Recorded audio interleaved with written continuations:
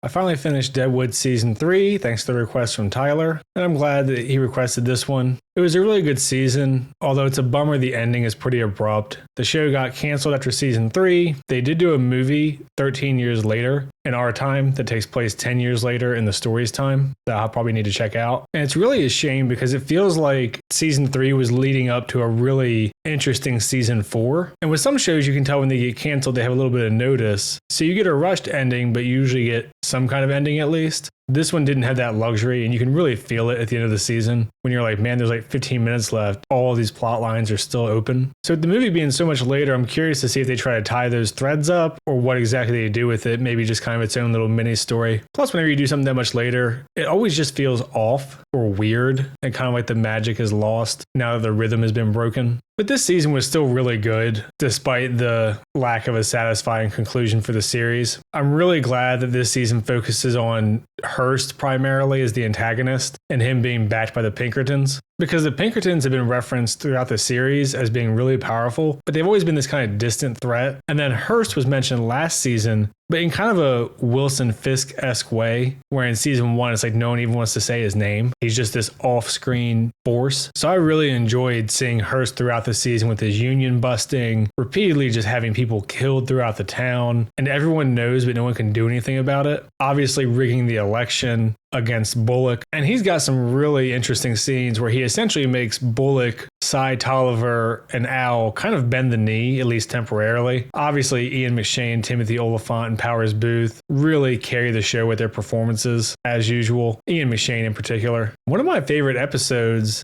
and kind of some of my favorite scenes actually for Ian McShane this season, was episode 4. And what I thought was really interesting about this episode was every season, Al has these moments where he's seemingly talking to himself, and the camera pans out and he's actually getting a blowjob. And he mainly is talking to himself, but there's a hooker present, obviously. And this episode has multiple scenes like that. And at first, it seems like they're put there for comedic purposes because the whole time he's bitching and venting about Hearst, but he's also yelling at the whore for essentially not doing a good enough job for him to finish. And he's criticizing her technique and saying she's changed it. And as the episode goes on, he's talking to his friend played by Brian Cox. And he's like, oh, maybe try a different time of day, blah, blah, blah. And essentially what you figure out right at the end of the episode is that when Hearst and his man chopped off Al's finger, that it actually got to him a lot more than it let on. And it kind of taps into his backstory again, where he reveals a little bit about his time at the orphanage and the implication, at least, that he was molested or assaulted as a kid. So I thought it was a really interesting way to kind of do that reveal of his emotional state, having it play out through blowjobs and ED throughout the episode. And it leads to a pretty impactful moment because most of the time his stuff is hidden behind so much dry humor or anger. It's one of the few times you really get to see him be vulnerable, which I really liked. And the guy, Gerald McRaney, that plays George Hearst, does a really good job throughout the season of being intimidating without ever actually being a physical threat for the most part. He does simple things like blocking Mrs. Bullock from leaving and really getting in her space.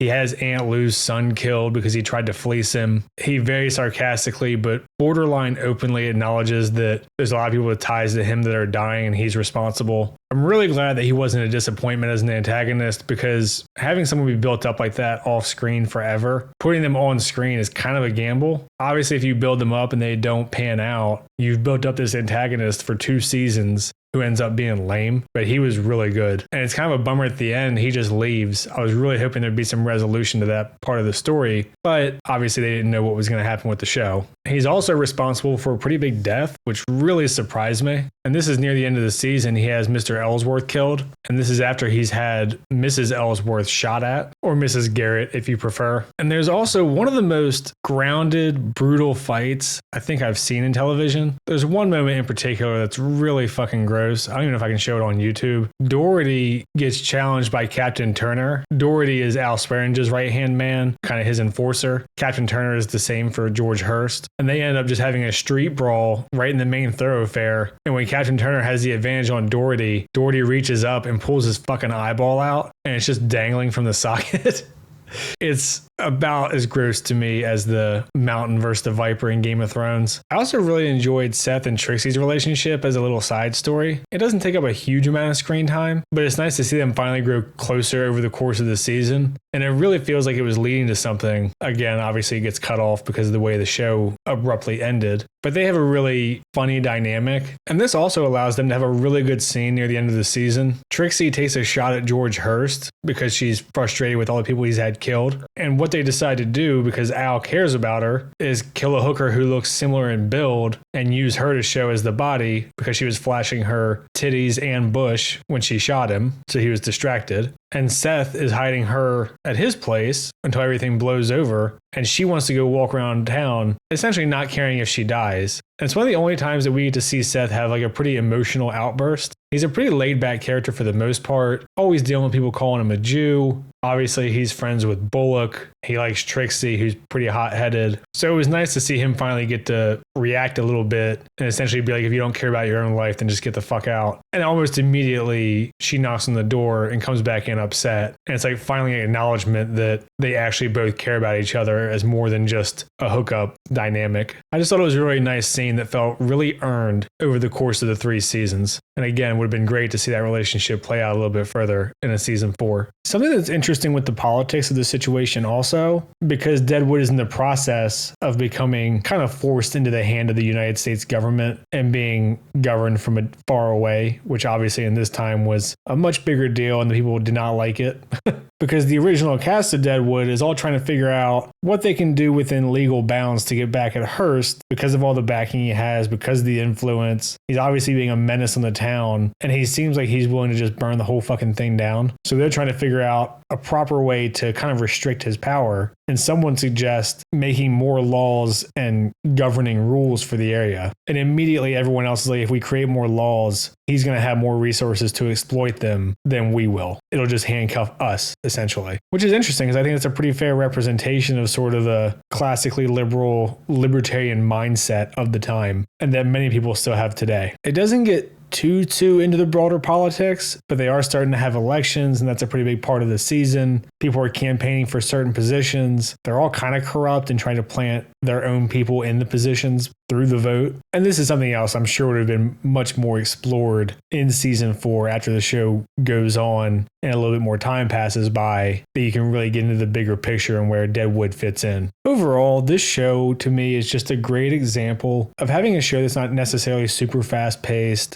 not a ton of action, but it keeps you invested the whole time, even with the big cast, because all the characters are just so well established, and you get to go along a pretty good journey with every character in the show. Even the characters whose plots aren't necessarily as directly involved in the central story of kind of the control of the town, the power dynamics, their side stories are still interesting. You know who the characters are almost right away. And I really think shows like Daredevil Born Again, or even Andor to some degree, could learn from these shows. And sometimes you'll hear people criticize like the MCU shows or Disney Plus shows or whatever and say things like it's just a bunch of people standing in a room talking. But the reality is that's what most TV and movies are. They're not usually super jam-packed with action, especially when you get into older school TV where they had 15, 24 episodes to fill, sometimes 45-minute long episodes. There's not going to be 15 hours of action. But as long as you understand who the characters are and they are developing and the plot is progressing, I think it keeps it interesting,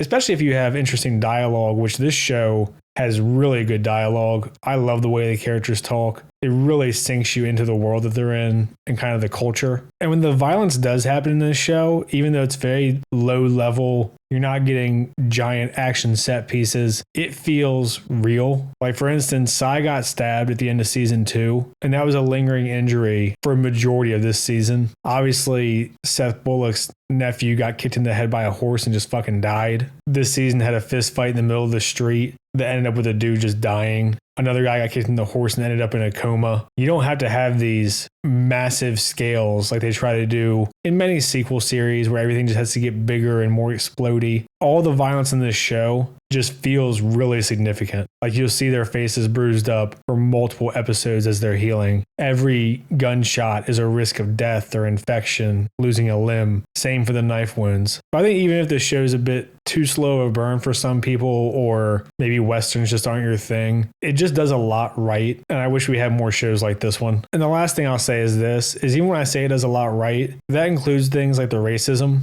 Like every black person they just refer to as the N-word. The Chinese people they call moon worshippers and chinks and whatever else. It's very overt and very openly racist, but it feels appropriate for the time. And a lot of shows today won't commit to it. They won't have characters say racial slurs when they want to indicate that they're racist, which really takes you out of a show or movie. The Boys always comes to mind for this, a show that wants to be so edgy and gross and have a literal Nazi from 75 years ago in our time who doesn't use racial slurs. It's just such cowardice. There you go. That's my hot take. The racism is the best part of Deadwood. All right, I'm going to leave it there for this one. Tyler, thanks for the recommendation, sticking with it. I'm going to try to watch the movie on my own, hopefully sooner than later. Obviously, I always appreciate the request. For everyone else, if you've seen the show, let me know what you think. I try to respond to the comments that aren't just insults, like and subscribe and all that shit. Thanks. See ya.